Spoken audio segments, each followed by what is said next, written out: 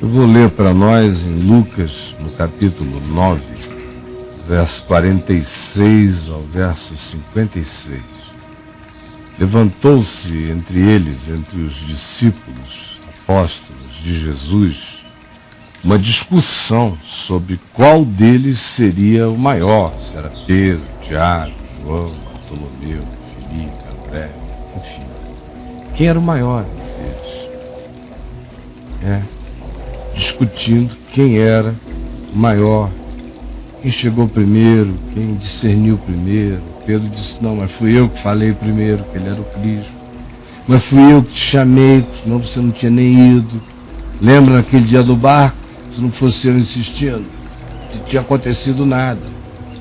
Aí, não, mas eu, o Tiago e o João estivemos na transfiguração com ele, vimos coisas que vocês não viram. Mas quem aguentou a barra com o demônio lá embaixo, sem ninguém para ajudar, fomos nós. E quando você chegou, não fez nada, Pedro. Eles estavam discutindo lá no canto deles, no concílio deles, no sinédrio deles, no Facebook deles, nos textos deles, de artigos deles, modos de expressão de superioridade deles.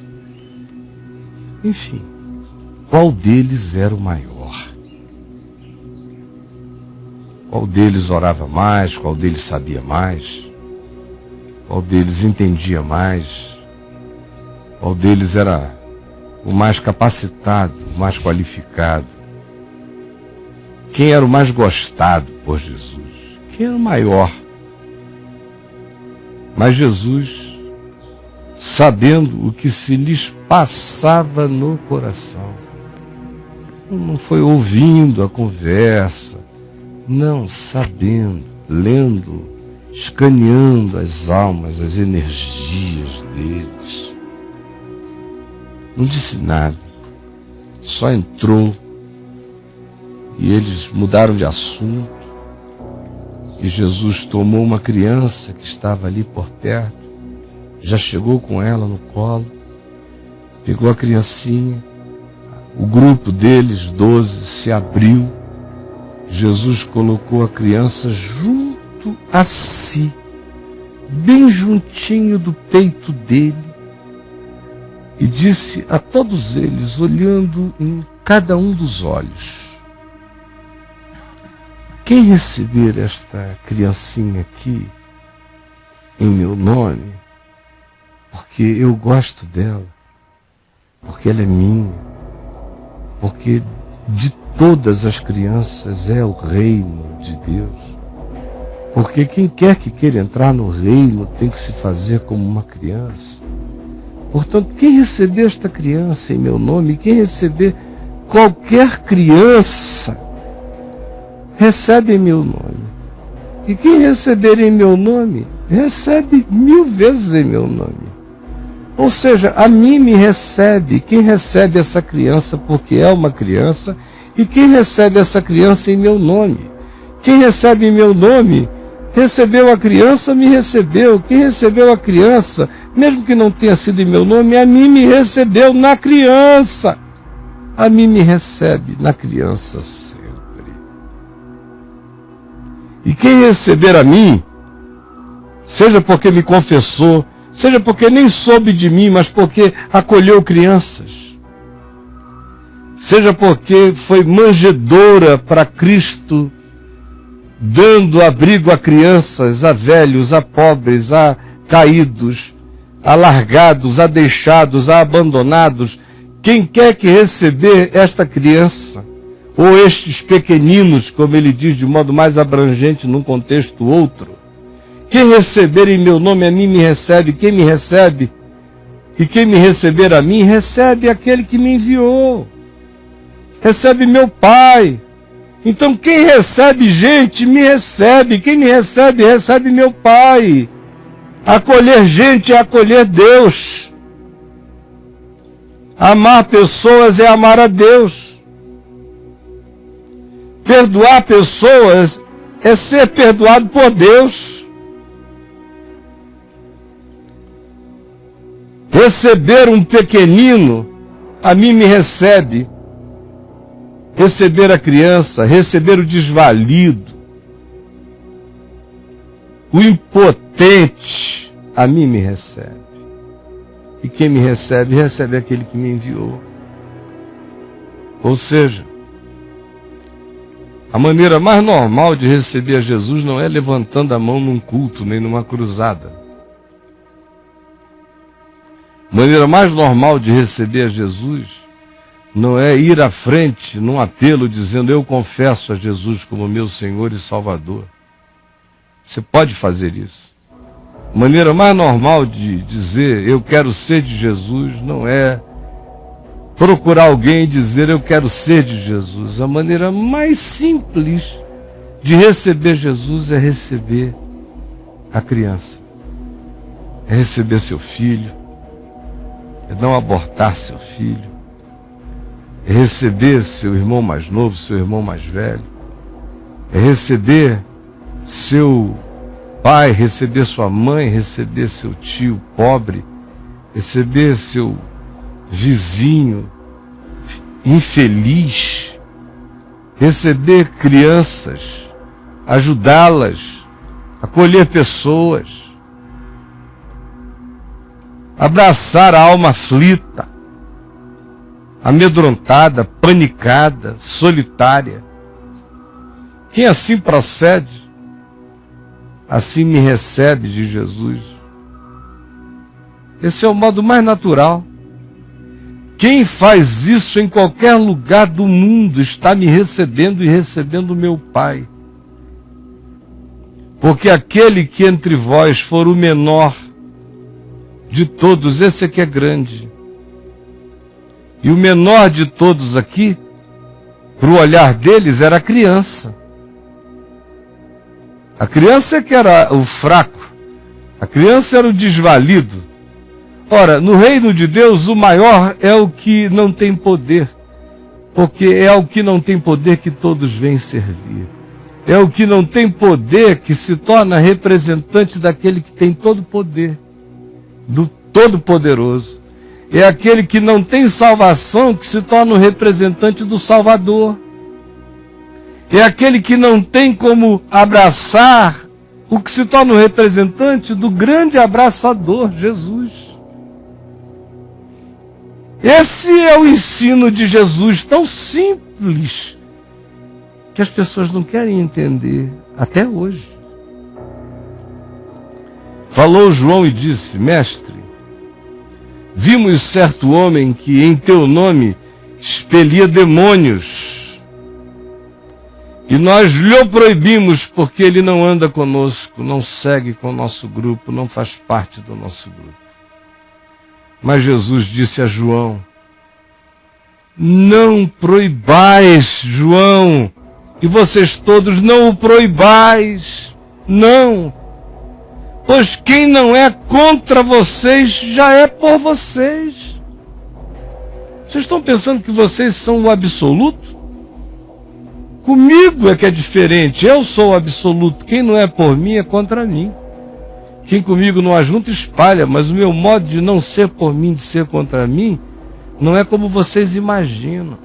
Alguém, por exemplo, é contra mim quando é contra uma criança. Alguém é por mim, por exemplo, quando acolhe uma criança, um desvalido. Então, meu modo de dizer quem é por mim e quem não é por mim, vocês também não alcançam.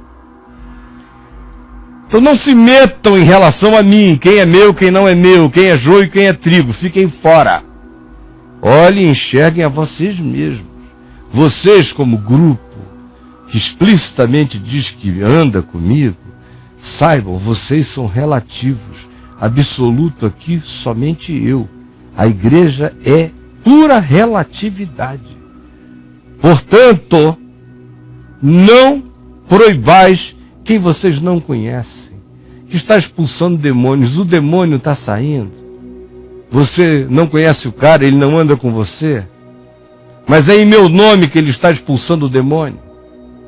Ele não está explorando ninguém depois, não está enganando ninguém depois, ele não é um lobo vestido de ovelha, ele é só uma pessoa que não anda com vocês, mas em meu nome expele demônios e os demônios saem não o proíbam, porque eu não tenho representantes autorizados no mundo. Não tenho nenhum tabelião para chancelar o evangelho em nome de ninguém. Não tenho. Pelos seus frutos os conhecereis. Quem é trigo, dá fruto de trigo. Alimentará a vida com pão. Quem é joio, aparenta e não mostra nada. Ou quem é lobo mostrará suas garras. Quem é boa árvore mostrará seus frutos. Mas vocês não são os representantes autorizados por mim para dizer quem é e quem não é. Portanto, se ele não estiver indo contra você, já está em seu favor. Não vá se meter na vida de alguém que não está indo contra você. E mesmo que ele estivesse indo contra você, o meu conselho de Jesus é outro. É que se o teu inimigo tiver fome, tu deves dar a ele de comer. Se tiver sede, deves dar a ele de beber. Se te obrigar a andar com ele 1 milha, tu deves ir com ele 2. Se te ferir uma face, dá para ele a outra. Até agindo como perverso contra ti, eu não te dou autorização para ires ofendê-lo. Quanto mais assim, em meu nome, expelindo demônios, e tu vais proibir? Não. Sabe, ó igreja, absoluto sou somente eu, Jesus. A igreja é pura relatividade. Vivam felizes se não estiverem sendo oprimidos e perseguidos. Agora, vocês se metem em tudo que não são chamados. Depois, quando são perseguidos, dizem que é perseguição do diabo. Enxerguem-se perversos. Pois quem não é contra vós outros, já é por vós outros. E aconteceu que ao se completarem os dias em que devia ele, Jesus, ser assunto aos céus, morrer na cruz, ressuscitar e subir acima de todas as dimensões, ele manifestou no seu semblante, então, a intrépida resolução de não parar mais em lugar nenhum, em aldeia nenhuma, e ir direto para Jerusalém.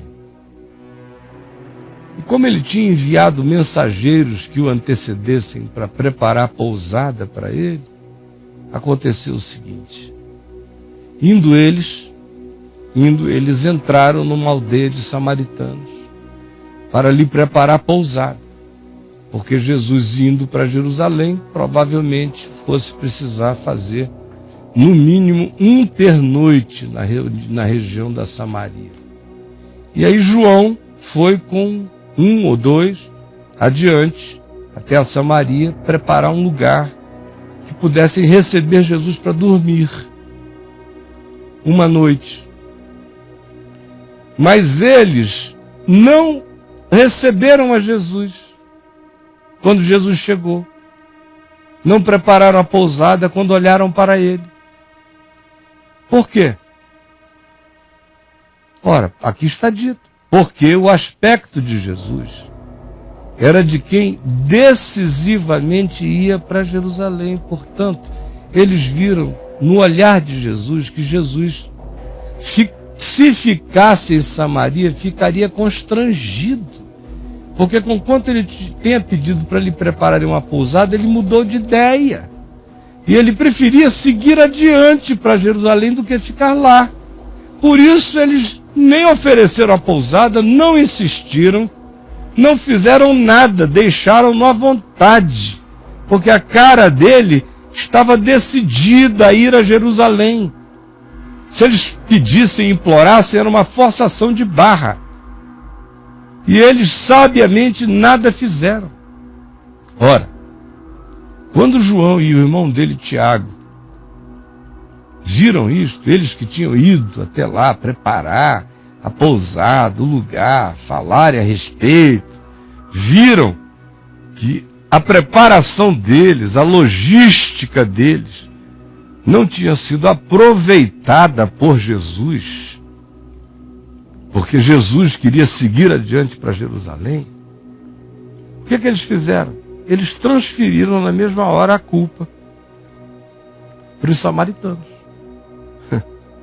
A culpa é sempre do samaritano.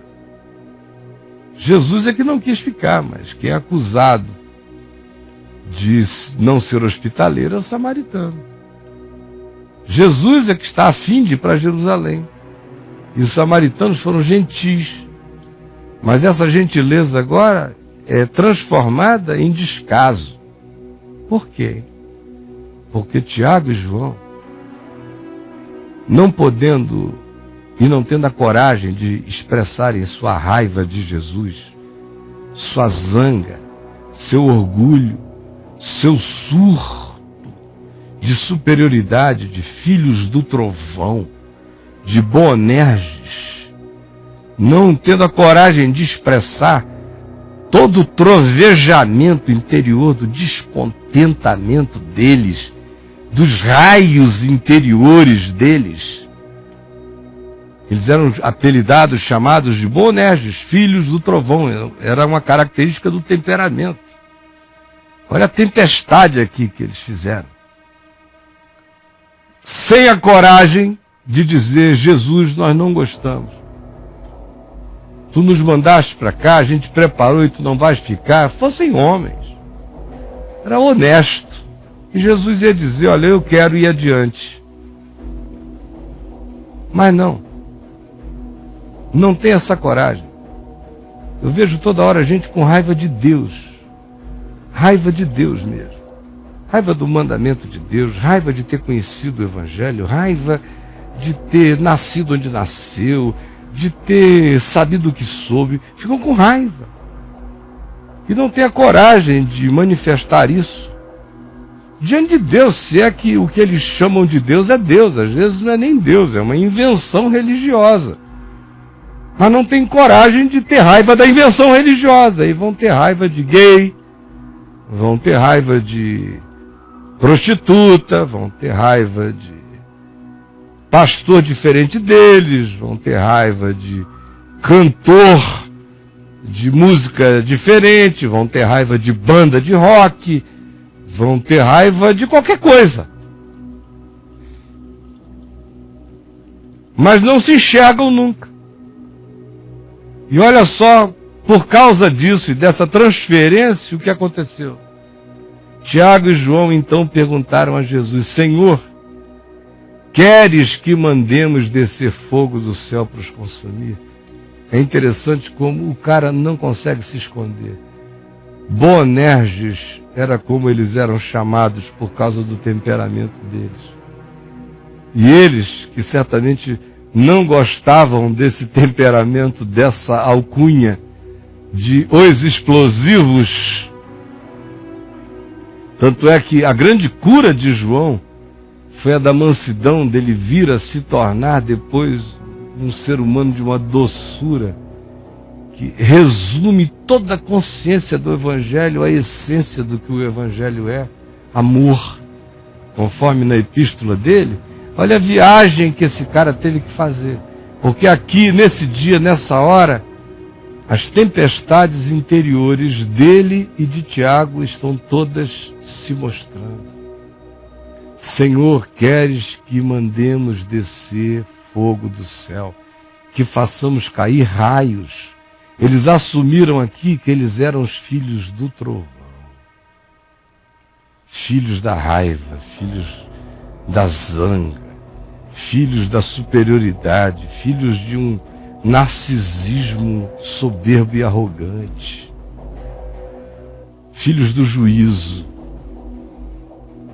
Jesus, porém, voltando-se, os repreendeu. Os repreendeu. Repreendeu a Tiago, a João e a quem quis ouvir. Quando se fala repreendeu, é a mesma palavra que se usa para e então Jesus repreendeu o demônio. É a mesma designação, é a mesma repreensão, é a mesma autoridade. É o mesmo poder com o qual se repreende um demônio. Porque isso aqui é um demônio. Não um demônio autônomo, com uma identidade diversa e diferente da minha, não. É o demônio como conceito, como emoção, como direito, como olhar, como percepção, como um diabo conceitual adotado por mim, pelo meu ser, pela minha alma. O que é pior do que um demônio que penetrou em alguém e sai de alguém. É o demônio no qual a pessoa vai se tornando. O diabo, no caso, pode ser apóstolo e diabo.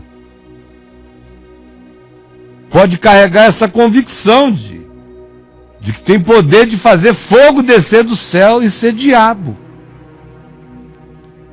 Jesus repreende o que neles está se criando, do mesmo modo que ele repreende demônios no contexto aqui. Repreendeu o espírito imundo, e o espírito imundo saiu do menino. Verso 42, mas Jesus repreendeu o espírito imundo e curou o menino e o entregou ao seu pai. Aqui adiante, ele hoje repreendeu aquele espírito, dizendo: vós não sabeis de que espírito sois. Olha só como era uma coisa profundamente espiritual. A gente vai adotando essas atitudes e a gente vai se endiabrando sem saber, sem sentir. Porque não cai no chão tremendo, só baba de raiva. Porque não fala com voz grossa, só fala com a sua, que vai ficando cada vez mais ranheta, nervosa e odiosa. Porque não incorpora, só fica com vontade de desincorporar alguém de tanta raiva. Você acha que não é diabo. Mas Jesus repreende esse espírito, que não é um demônio alienígena, é um demônio no qual você foi se tornando. Com a mesma intensidade, repreende com a mesma autoridade. Vós não sabeis de que espírito sois. Susto! Vós não sabeis de que espírito sois. Eu fico vendo ali os crentes na internet. Meu Deus, aqui e ali você encontra um discípulo mesmo, de cabo a rabo. A maioria é capaz de amar visceralmente aqueles com os quais eles se identificam, como fazem os pagãos, e de odiar até a morte os diferentes. Não são cristãos. Não sabem de que espírito são. Pois o Filho do Homem não veio para destruir as almas dos homens. O Filho do Homem veio para salvar as almas dos homens. 3 espíritos presentes aqui. E o texto começa com Jesus dizendo: sabendo o que se lhes passava no coração. Todo mundo aqui está nu. Aqueles com crise de grandeza espiritual, aos quais Jesus literalmente dissolve, dizendo: o grande é aquele que vocês não querem ser, porque o grande é o carente, o grande é o necessitado, porque o olhar de Deus está sobre ele, dos anjos, e de quem quer que ame deva estar, porque eu estou nele e ele está em mim. Se você o acolher, você me acolhe. O grande, portanto, é o destituído. O grande é o que ninguém precisa ser, porque o grande sempre será o necessitado de tudo e de todos. Mas está cheio de grandes desprezados entre vocês. Acolhendo-os, vocês me acolhem. Acolham-nos. Acolham-me neles. Logo adiante, vem esse espírito de hiperqualificação espiritual. Eles já disseram aqui, bom, já que entre nós não há nenhum maior, o maior é o carente, é um conceito teológico que ele criou, aí vira conceito teológico.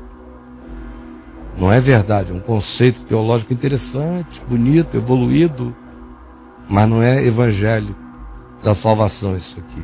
Esse a mim me recebe não salva, do ponto de vista dos protestantes e dos cristãos. Do ponto de vista de Jesus, salva. Me recebe, recebe meu Pai. Me recebeu quando acolheu o irmão, o próximo. Então, já que isso aqui foi eliminado como um conceito elevado, que cai num subjetivismo no qual eu não quero pensar agora, é mais fácil pensar em quem quer receber a Jesus, levante a mão. Nós, todavia, temos que pensar em quem é que é o mais qualificado na terra, e certamente somos nós. Os protestantes reformados são mais qualificados do que os evangélicos não reformados. Os pentecostais são mais qualificados do que os neopentecostais. Os neopentecostais são mais qualificados do que os espíritas kardecistas.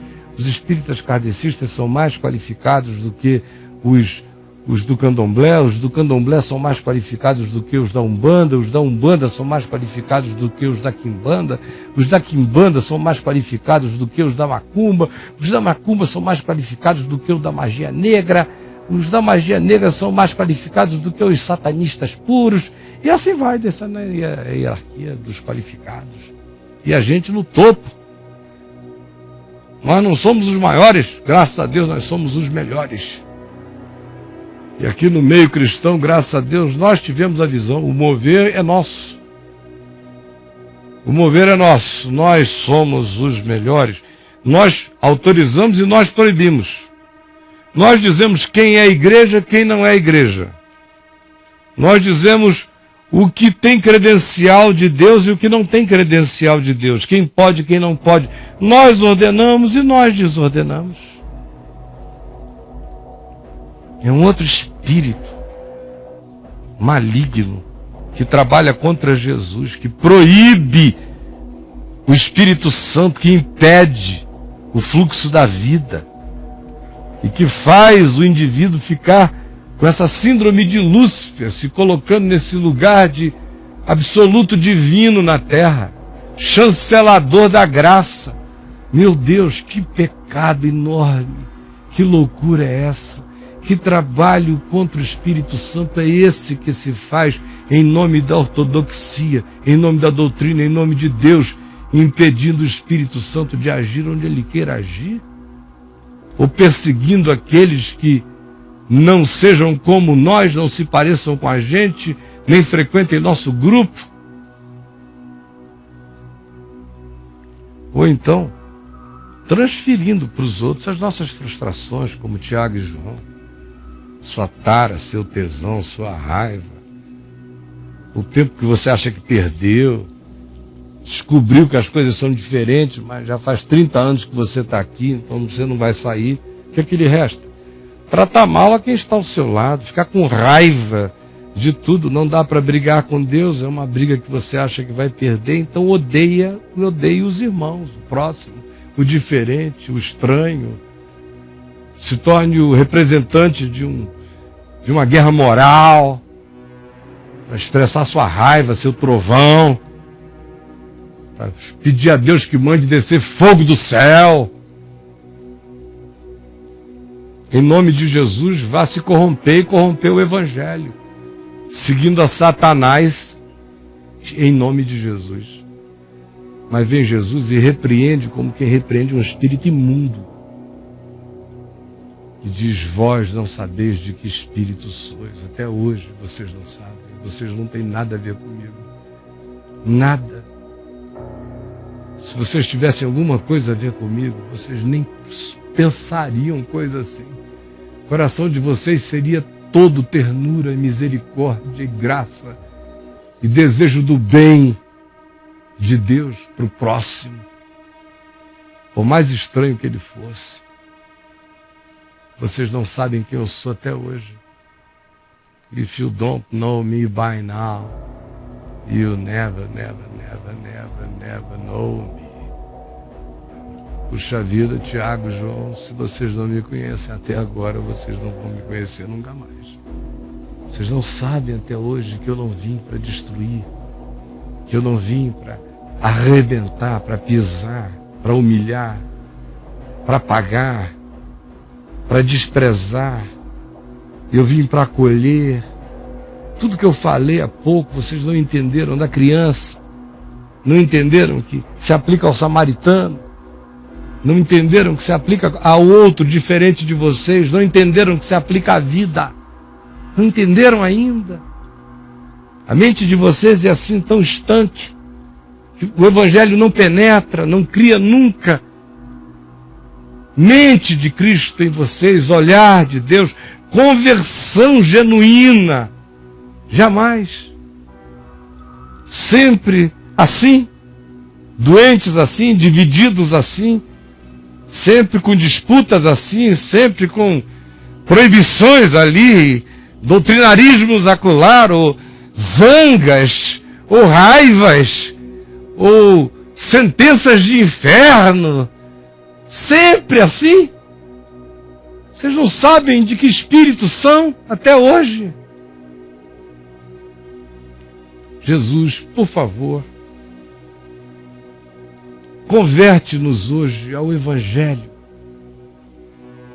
Porque tem muita gente que, se tivesse coragem hoje de se confessar, iria confessar. Que o coração vive numa guerra de superioridade.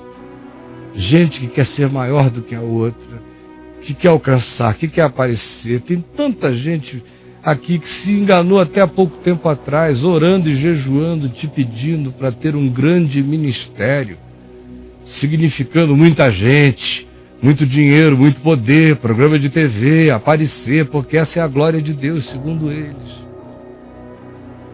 Alguns vão na sinceridade até um ponto, outros já vêm no engano desde sempre. Se tivessem coragem, eles iam ver que eles brigam para ser o maior em todos os lugares. Que é um sentimento estranho. Que esses que deveriam ser os filhos da salvação carregam estranhamente essa síndrome de Lúcifer. Porque essa é uma das nossas tentações. Quanto mais próximos da luz, mais sofremos a tentação da luz, do Lúcifer, do que diz: eu serei maior, eu serei mais luz que a luz, eu serei mais santo do que Deus, eu vou aperfeiçoar coisas em Jesus, eu vou agregar revelações à palavra. Outros teriam que confessar como se sentem melhores mesmo, melhores do que um muçulmano por serem cristãos, melhores do que um budista, melhores do que o católico, melhores do que o espírita, melhores do que o afro-ameríndio. Como o crente pentecostal se sente superior ao histórico, a quem ele chama de frio, de gelado, como o histórico se sente intelectualmente superior aos outros, aos quais eles pensam como ignorantes. Como todo mundo se sente superior a alguém o tempo todo. Como a gente tem esse poder também de proibir. Proibir só porque não parece com a gente, sem consciência de nada, sem saber coisa nenhuma. Pura veneta, crise de poder mesmo. É vontade de controle. É um ciúme demoníaco que toma conta da gente. A gente sente ciúme de Deus, sente ciúme do Espírito Santo, sente ciúme do Evangelho, sente ciúme de tudo. Ciúme mesmo. E queremos calar pessoas que não andam com a gente, que não são como nós. E as odiamos muitas vezes porque a gente é carnal na presença de Deus. A gente quer o poder de Deus com motivações carnais, demoníacas. Senhor, se pessoas tivessem coragem de se confessar aqui agora, já, iriam dizer como seus corações, em nome da retidão, da doutrina correta, da ortodoxia, do fervor, da moral, do que aprendeu dos pais, não do Evangelho, mas da igreja. hoje odeia, sente raiva. Se pudesse, metralhava certas pessoas, acabava, liquidava. Se houvesse um botão de extinção, certas pessoas seriam eliminadas. Se desse para extinguir, sem ninguém saber que fomos nós, quanta gente confessaria aqui, a quantidade enorme de pessoas que eles extinguiriam. Quanta gente aqui comigo hoje tem certeza que outras pessoas estão no inferno, que um determinado tipo de gente é cidadão do inferno já, por causa do comportamento, por causa do modo de expressão. Quanta coisa do diabo está presente em nós, enquanto a gente levanta mãos impuras, cheias de animosidade, cheias de ódio. Então a palavra diz: quero que se levantem mãos puras, sem animosidade, sem raiva, em adoração pública. Mas as mãos desse povo se levantam cheias de ódio, de animosidade. E tu te afastas do meio dele. E tu deixas esses ajuntamentos cada vez maiores, cada vez mais vazios do Espírito Santo, cada vez mais cheios de ódio, de política, de carnalidade, de demônios, de espíritos gargalhando. E o povo não consegue ouvir as gargalhadas de Satanás. Abre-lhes os ouvidos para verem como eles não sabem discernir as vozes das risadas demoníacas à volta deles, porque eles não sabem até hoje de que espírito são. Não se definiram por Jesus nem pelo Evangelho. Por favor, abre o nosso entendimento. É o que eu te peço em teu nome, Jesus. E dá-nos um coração quebrantado. Em teu nome, Jesus.